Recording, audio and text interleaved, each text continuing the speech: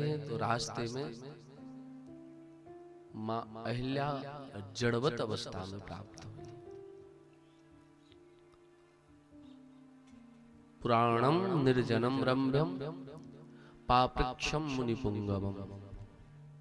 निर्जन जीव जंतु जहां नहीं।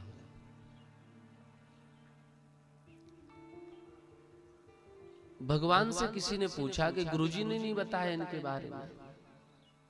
पूछा रघुपति, राम जी ने खुद से पूछा, गुरुजी ने नहीं बताया। ठाकुर जी आप कोई उधारी बाकी थी क्या इनसे, क्यों पूछ रहे?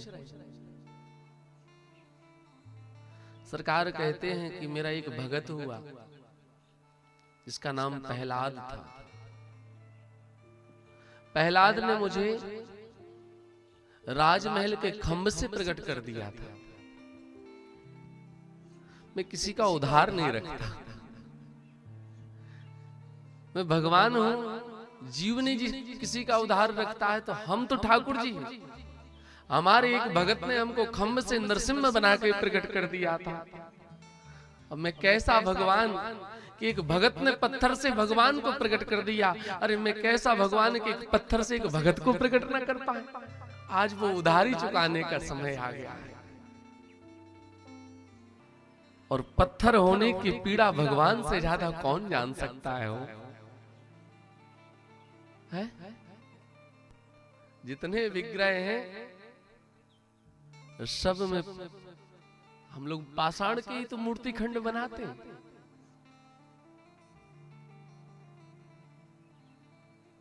उस पाषाण में परमात्मा का निवास है। इसलिए हम लोग सर्दी आती है तो ऊनी वस्त्र पहनाने लगते हैं, गर्मी आती है तो पंखा चलाने लगते हैं। ठाकुर जी को पाषाण होने का दर्द भगवान से ज्यादा कौन समझ सकता है? उस पाषाण बत पड़ी हुई श्री अहिल्या मैया का उद्धार करने के लिए ठाकुर जी खुद गए और मैया को उस पाषाणवत अवस्था से बाहर निकाला। और हम सत्य कहें, ये अहिल्या कुछ है नहीं है, मति चकार दुर्भेदा। ये मेरी मति जो है यही महाराज अहिल्या है, बुद्धि ही अहिल्या है। प्रत्येक को अपनी बुद्धि को सुंदर लगती, सबको अपनी बुद्धि सुंदर लगती, कोई अपने आप को मूर्ख नहीं कहता। दो सेठ जी बैठे थे, दो सेठ लोग बैठे थे, कहने लगे देखो हमारा नौकर बड़ा मूर्ख है। तो कितना मूर्ख है? कि इस महंगाई के युग में भी हम इसको 10 रुपया देंगे, टेलीविजन खरीदने चला जाए। सेठ जी ने कहा बताओ प्रैक्टिकल करके। तो सेठ जी ने बुलाया, सुनो सुनो इधर आओ रामलाल, ये 10 रुपया आ जाओ मेरे लिए टेलीविजन लेकर के आओ। चला गया, क्या देखो इस महंगाई में भी 10 रुपए में टेलीविजन लेने चला गया। दूसरे सेठ ने कहा हमारा वाला इससे भी आगे। बुलाया, सुनो इधर आओ, जाओ फैक्ट्री में देख करके आओ कि हम फैक्ट्री में हैं कि नहीं है। अब मूर्ख कैसा जो माने ना, कहा महाराज ठीक है सेठ जी हम जा रहे हैं, और चला गया देखने के फैक्ट्री में सेठ जी हैं कि नहीं है। परंतु वो मूर्ख ही क्या जो अपने को मूर्ख मान ले। दोनों रास्ते में मिल गए, एक दूसरे से बातें करने लगे।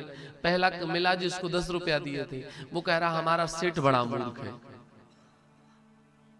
सेठ जी क्यों मूर्ख है? कि बताओ उनको इतना भी पता नहीं है कि आज 10 रुपए में टेलीविजन तो हम 4 ले जाएं, परंतु बाजार बंद है रविवार को, इनको इतना भी नहीं ध्यान रहता है। और दूसरे ने कहा भैया हमारा वाला तुमसे भी बड़ा मूर्ख है। आपके ने क्या किया?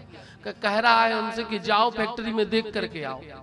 अरे बगल में एक फोन रखा था, एक बार फोन लगा करके फैक्ट्री में नहीं पूछ सकता कि हम फैक्ट्री में हैं कि नहीं है? कहने का तात्पर्य यह है कि जो मूर्ख भी है उसे भी अपनी बुद्धि अच्छी लगती है, वो भी नहीं समझता कि हम मूर्ख हैं। तो अहिल्या तो महाराज सभी हैं, जड़वत सभी हैं। इस जड़ता को दूर करने के लिए राघव के चरणार बिंदों का चरणामृत का पान करना पड़ेगा।